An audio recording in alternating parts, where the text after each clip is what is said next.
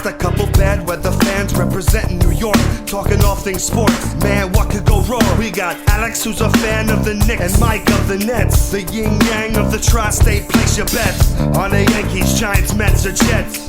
Yeah, you should listen if they're sparking your interest. If you made a vow to your team, don't break it. Bad weather fans is the relation.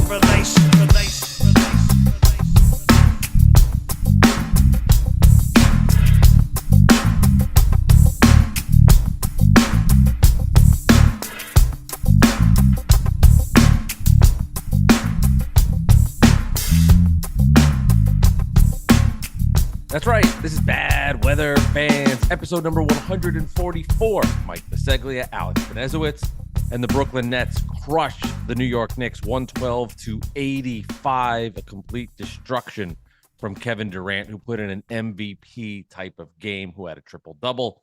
The Brooklyn Nets now 8-0 all-time since we've done this podcast together. I will make that note, as there was a lot of bad energy, a lot of bad vibes going into tonight's Net game for Net fans at the very least, but a lot to dissect from this game, the Knicks and Nets and how they're trending, and everything that happened in the fallout from tonight. I should mention Jacque Vaughn got the official title as head coach for the Nets.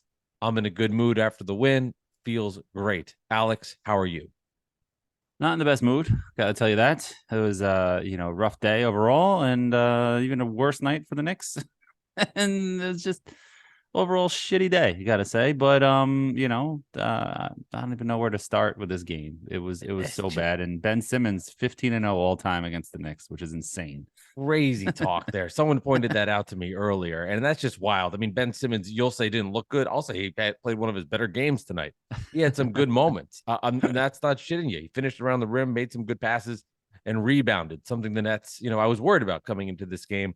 And they start to finish. I mean, they just crushed the Knicks. Randall was hot early, but you could just see a difference in the way the Nets were moving the ball. I think the most important stat from Kevin Durant tonight was the 12 assists. I believe he had 9 in the first half. I mean, and he just did whatever he wanted versus the Knicks. And that's not just from the scoring standpoint. The Nets' precision passing was incredible. And the Knicks just had no energy. They were completely flat. They looked like they came into this game not caring. Well, the Nets definitely came in with the edge and not even going past like talent-wise. The Knicks did look like they didn't give a shit tonight, where the Nets came in and they wanted to make a point that they were coming back home after their 3-game trip, and they came in with a purpose. Yeah. It was almost like the Nets were like, all right, Randall, you can score, but we're not going to let anybody else do anything. And it was just, they were giving him open shot after open shot after open shot after open shot. And he was hitting a few early and he was smiling. He had most of their points and the Knicks were down 20. And it's just like, okay, do you even care, Randall? Do you even care that we're losing? And Thibs is one of his worst games I've ever seen. There was no offensive game plan, no defensive game plan. I even posted a video at Knicks Central where literally Brunson brings up the ball and all 5 guys are standing outside of the 3-point arc, even the center, even Sims, until it looked like Brunson was about to shoot. Then he started running to the hoop and then he missed the 3. It was the most ridiculous possession I've ever seen. And they were already down 20 something at that point in the middle of the second, but it was just, the game's not over. Like, can we do something? Can we try something? And it was an awful game. And it's one of those games that, you want to throw away and bury, like Rex Ryan, bury the game tape or the game ball, whatever he did. It's just one of those things. It's just, you got to do that. But at the same time, this is not like a rogue incident for Thibs and this team to come out so flat and to have no energy, no care. I mean, the Knicks miss Mitchell Robinson so much. He brings so much to the table. That's not just statistics and block shots and everything like that. He just changes the dynamic of the team on the defensive side. And he's a goofball and probably lightens the mood a little bit. So I really think there's something there. But at the same time, he's always hurt. Terrible. Yeah, he's always hurt. Yeah, but Thibs is just terrible. Thibs is terrible. But yeah, you could see too, like the difference Nick Claxton brought in the paint when Nick players got in the paint. RJ Barrett, Jalen Brunson. I mean, Nick was just there to cause havoc on the defensive side of things. And let's just be straight with everybody. I mean, the Nets are better without Kyrie Irving. I mean, that's just a fact. Just watching these games, you like. And Evan Roberts put out an interesting poll, like, why are the Nets better? Is it Kyrie Irving or Steve Nash? It's a combination of the two. but I'll put it this way. Like when you go to work and there's good energy in the building, there's good people you work with, and then there's that one guy that steps into the room and like it just gets awkward, and all of a sudden you can't be yourself, you can't say the same jokes, you can't be who you are, and you can't have fun, and that person's there. That's Kyrie Irving with the Nets. And with him not there, there's an atmosphere that has changed, right? The Nets are 3-1 without Kyrie Irving. That's not a coincidence, okay? Things changed. Nash left, Katie turned it up, and there is a sense of relief in that locker room. Here's the Nets, 3-1 in the last 4 games. Their one loss is on a back-to-back in Dallas, lost by 2, and could have won the game. They didn't. They're 3-1, but this Nets team has totally changed since Kyrie and Nash have gone. They are playing with a different level of energy. You can see Kevin Durant's the centerpiece, and he's playing at an MVP level. He's been amazing. And then all the role players are just stepping up. Curry, who's been awful coming into tonight's game, was unleashed. They're just playing like a team again. There's a joy. There's an energy. There's reports that after the game in the Nets locker room, they were cheering for Jacque Vaughn. I don't know how good the Nets are. They're not going to do anything. They're not going to go far. But at least and I speak for all Net fans when I say this, it's enjoyable. And it's been so fucking long with so much toxic, putrid energy. And it stems all from Kyrie Irving. And I will say this, I owe a sincere apology to all Boston Celtic fans that were like, we're telling you, Mike, Kyrie. I'm like, it's going to be different. It's going to be, so from the bottom of my heart to all the Celtic fans, to all you massholes, I apologize. You were right. You're better with Kyrie. The Nets are better without Kyrie. The Cavs are better without Kyrie. He is toxic energy. And I feel there's a very different feel within the Nets organization right now. Yeah. And, at this point, the Nets just need to release him or buy him out. Just holding on to him is you're just keeping the story alive and keeping the distraction around the team. And it's just going to get worse and worse. The list of demands was stupid. You don't want him on the team. Just release him, buy him out, suspend him for the year, do something that's more final than this nonsense. The Nets just keep botching. Like, they did the right thing by pulling him off the court, and things like that. But at this point, like, you got to the point, if you're going to, DMX always has a line in his songs where he's like, don't cross the line if you're not ready. They're pretty much saying, like, don't cross the line if you're not ready to fight.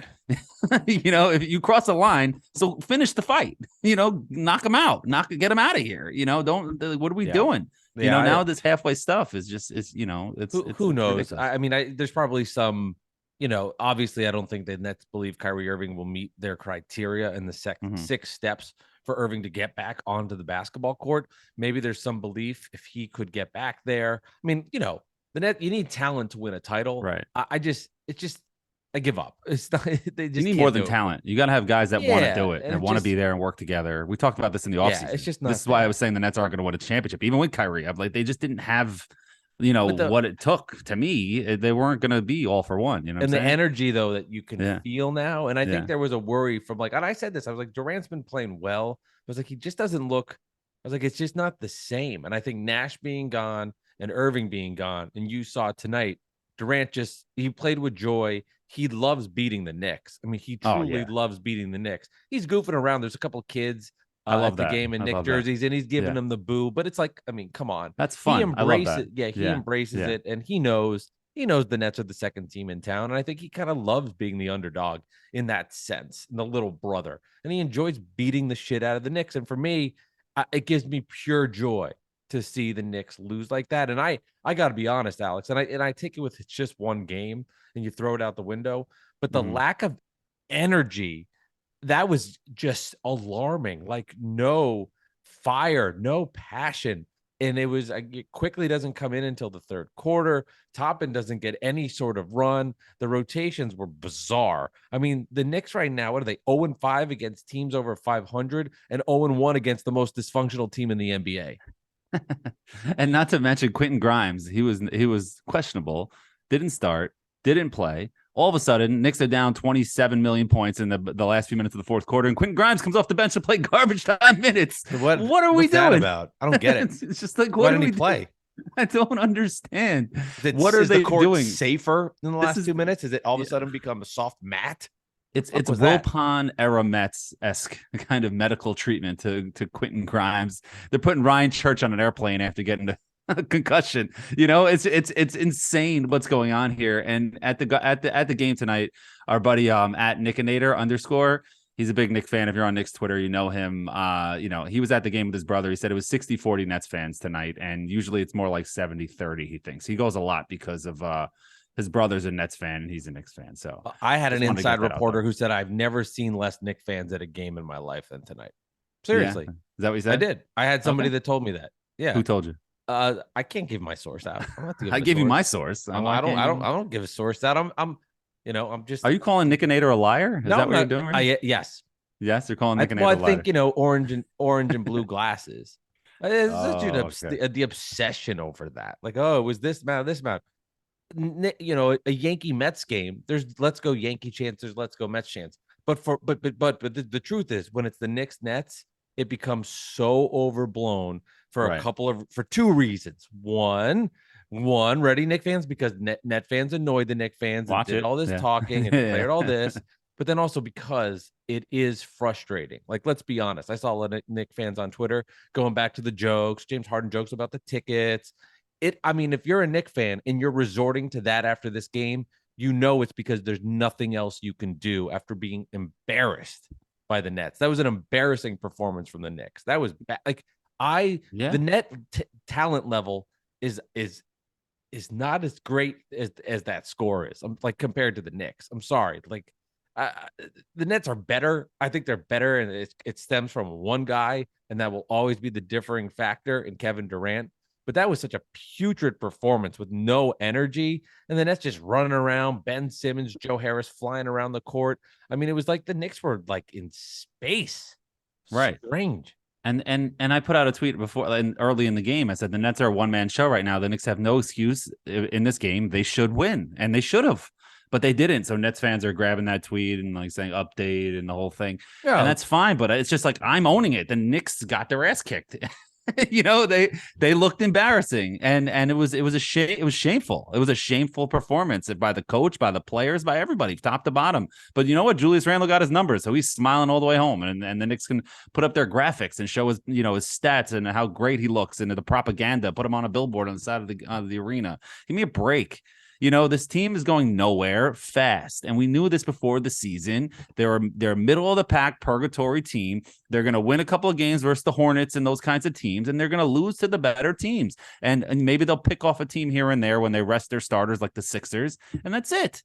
And it's just, this is who they are. And as long as Thibs is here, they're never going to play the younger players over the other guys.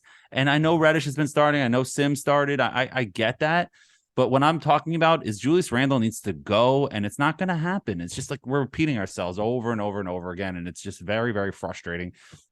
Another thing that's frustrating is RJ Barrett. Like last year, he was playing like a star, and he had that look and the killer look in his eyes. And when he had the ball, he was going to score on you, or you were going to foul him. And this year, he doesn't have that, man. He's been putting up okay numbers, but for his contract and what he should be as a franchise cornerstone, what we thought he was, or we think he is. It's still early in the season. I'm not giving up on the guy. Don't get me wrong. He has not looked like that at all. He's going up soft on all these shots. He's driving the lane, trying to lay it up off the glass and doing these little finger roll things. Like, go up and dunk it, man.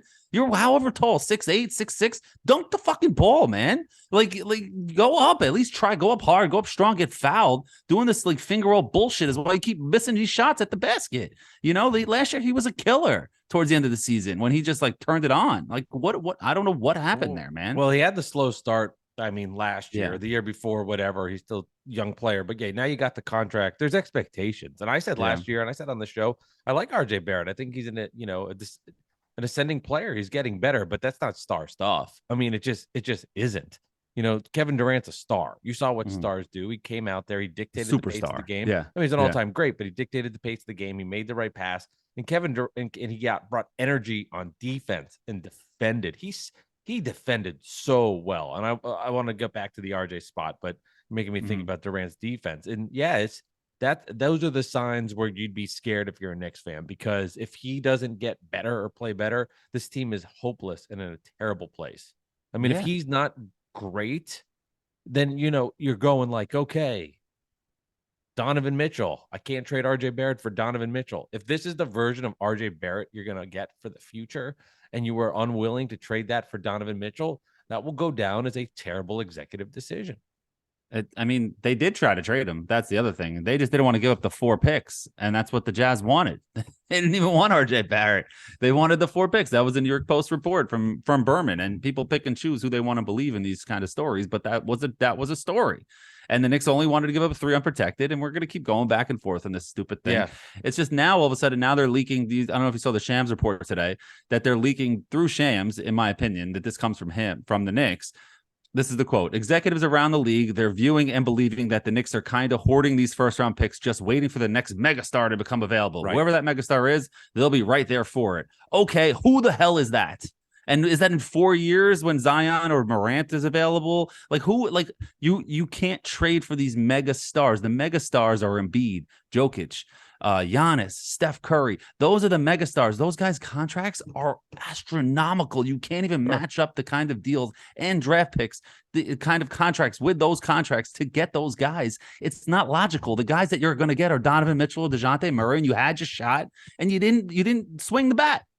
You know what I mean? You didn't even do it. You stepped to the plate and you took 3 strikes, and that's it.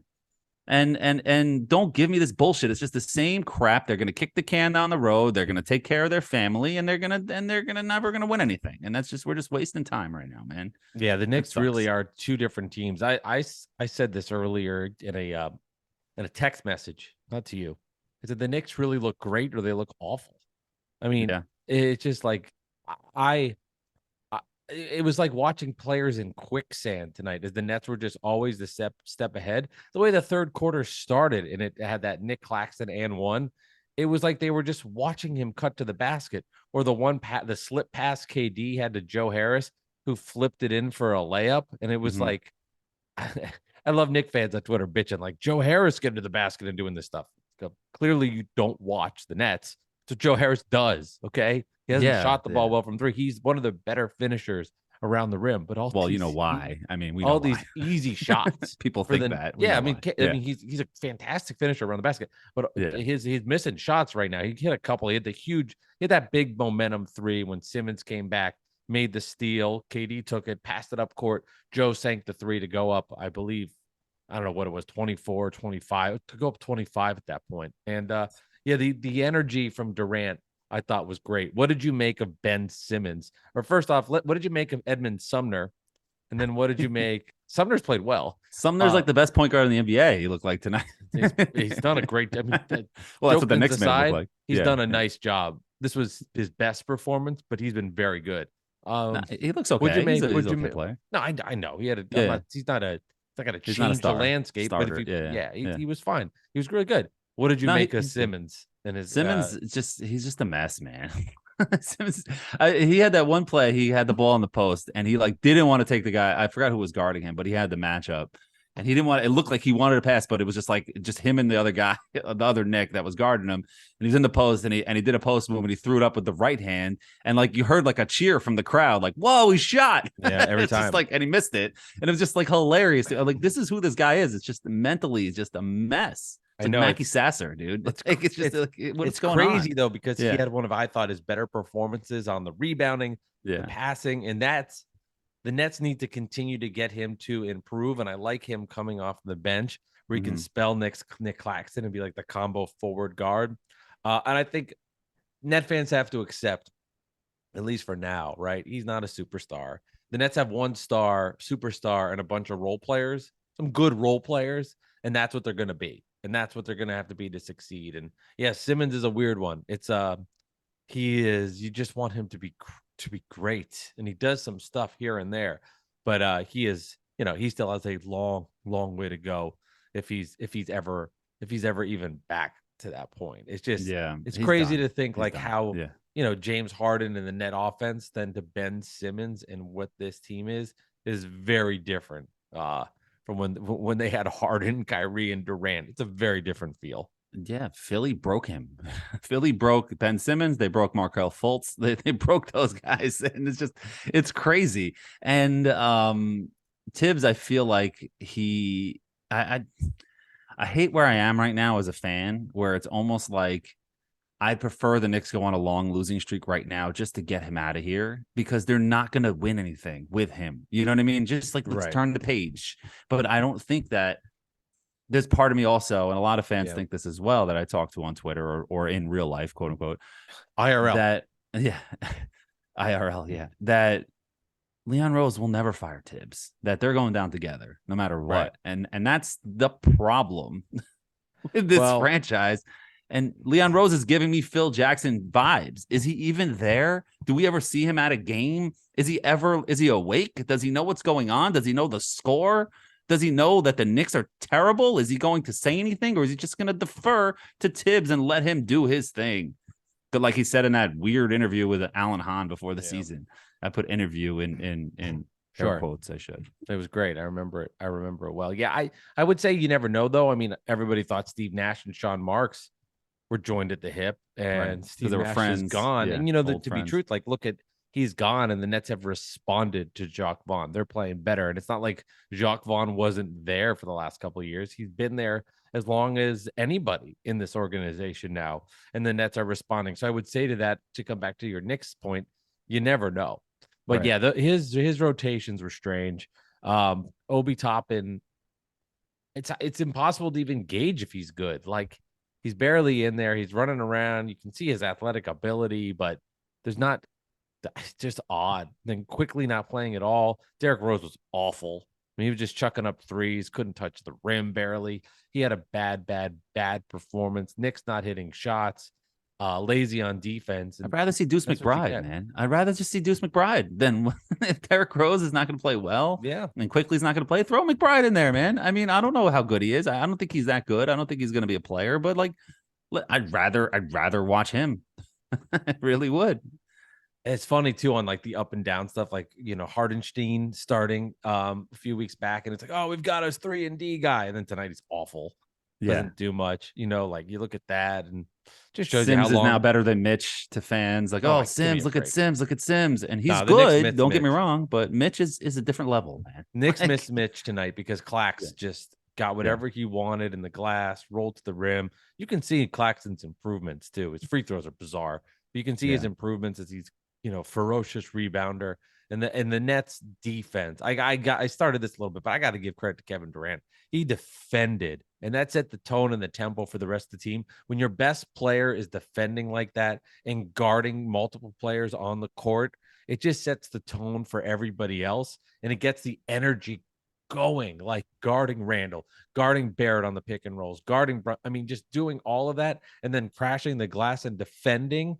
That's the kind of stuff the Nets have left. I mean, I can't tell you how different the energy was, Alex. It's like I've watched two different seasons with this team, the Kyrie Nets and then the post Kyrie Nets. They're two different teams. And I'll just do my last point about Irving. Like, what is he thinking watching this and seeing this happen? For a narcissist, this must be pain, right? To be out and seeing that where you just left, and you're the second best player, no doubt about it. But to see that the team is improved, and not only improved in winning, but is happy. I can tell you from my end, if I saw that in my profession, I would feel like shit. And he'll never admit it, and he'll never say anything like it, but he knows deep down inside the rotten apple that he caused within the organization and what he caused within that locker room. And he can deflect and he can pretend, and the Nets players will tell you we love Kyrie and everything. But the truth is, when he left, it changed the vibes. It totally changed the vibes. And it's like the chicken or the egg. Steve Nash gone, Kyrie Irving gone. It's the combination of him being gone and the respect that Durant has for Vaughn as opposed to Nash, and the respect the players are giving Jacque, and then that feeling a sense of relief within the locker room that they know that Kyrie Irving and his narcissistic behavior is not there. The New York Post reported that he had 10 plays he called off Steve Nash during the game to do what he wanted to do. Okay, and then people were having the debate. Steve Nash doesn't call plays. He doesn't do this. I can guarantee you, maybe it's not 10, but Kyrie Irving said it himself. We don't need a coach. He's above everybody, and in reality, he isn't. And you're seeing the results change because he's gone. Could the Nets reach their ultimate ceiling with him not there compared to if he was and it all gelled? No. But at this point, I've had enough of watching all of this mess that it's just nice to see the last couple of games. Hard fought win against Charlotte, blowout against Washington, tough loss on a back-to-back, and then come back and win. It's like just normal, nice winning games, and none of the chaos has all been lifted, and it feels really fucking good. I feel you, and it's we talked about it on this podcast too when that podcast came out on the ETC podcast or whatever that was, where they were laughing about the coaches and stuff like that, and it was hilarious because we were like, are you kidding me?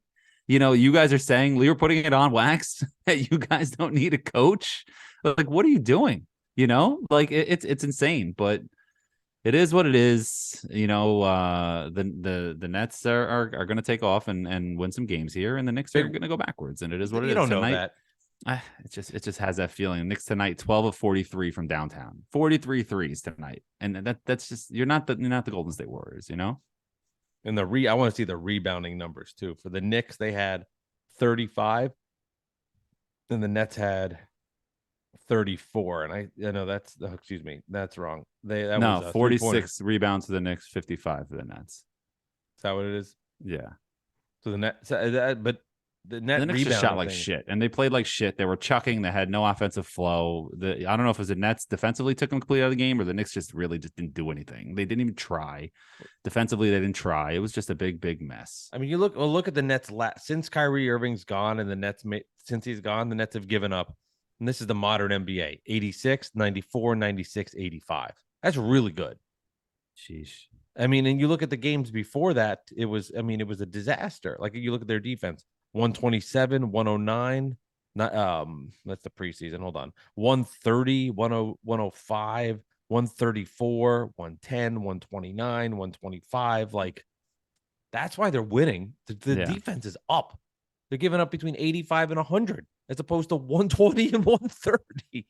It's crazy. It's crazy. And to your point, man, we and your point about Kyrie in this episode and our points over the summer, why they didn't give him that big long-term deal. They knew he was a pain in the fucking ass. And they knew it before all this stuff came out and all this new stuff. Believe what you want to believe about it. It doesn't matter. They knew that there was going to be another problem, and they just had enough of him. And now that he's gone, everybody's able to breathe. Everybody's able to walk normally. Everybody's able to talk normally. Everybody's able to be themselves again. And you could see it. And say what you I kind of lost my train of thought, but yeah, thank you. You said good for you. That's I heard a compliment, and I was like, oh, yeah, that's it. All right, I'll take the compliment I'll take the compliment from the Knicks fan. But yeah, if the Nets gave him that deal, I mean, it would have been an utter disaster. I mean, that would have been That would have been as bad as it get. Kyrie Irving for Anthony Davis. Let's make it happen. I'd be into that. All right, this has been Bad Weather Fans, episode 144. Hey, everybody, make sure you can watch us on YouTube. Go ahead, subscribe, give us a thumbs up, leave a comment. We always love that. On Apple, do the thing, follow, all the same drill. We love doing Bad with Fans. This is episode 144, which is wild. This is our 8th time Net and Knicks have played each other during this podcast span. The Nets are 8-0 during that era. That has to come to an end at some point. Maybe it won't. Maybe the Knicks will never beat the Nets again. At least while Kevin Durant's there, because he loves defeating the Knicks. So, for Big Brother, have a wonderful night. Sleep well. Put your head to the pillow, knowing your big brother. Little brother's going to go to bed. Little brother's going to be in a happy mood. I'm feeling good. Alex, always a pleasure. I'm 1-2. You're 1-2 in post recording after a Knick game. Nets are 5 not playing each other, just in general. Us recording after a game. It's the end of the episode, and I don't know what I'm doing. I'm just trying my best. 1-2. I know what you're saying. It's all good. Don't sing, please. Yeah. We could do singing. Nets 5-7, Knicks 5-6 on the year. Any last parting words from you, Alex? How about those fucking Jets? That's all I have to say. Best win of the year. Oh my god, that's all. Good for you. I don't mind the Jets winning. I was actually happy to see it. Yeah, we can't get into Jets. We're pretty much done. But next episode we'll get. What do you think of this shirt? I'm too fat to wear this now. Yeah, but when I was, isn't that the worst when you have a really cool shirt and you're just not in shape for it anymore? If there's motivation to lose weight, it's to fit into a Drazen Petrovic T-shirt worth $19 for real. There you All go. right. There you go. Bad Weather Fans, F144. Good night, Alex. We'll talk to you later. Fire Thibs.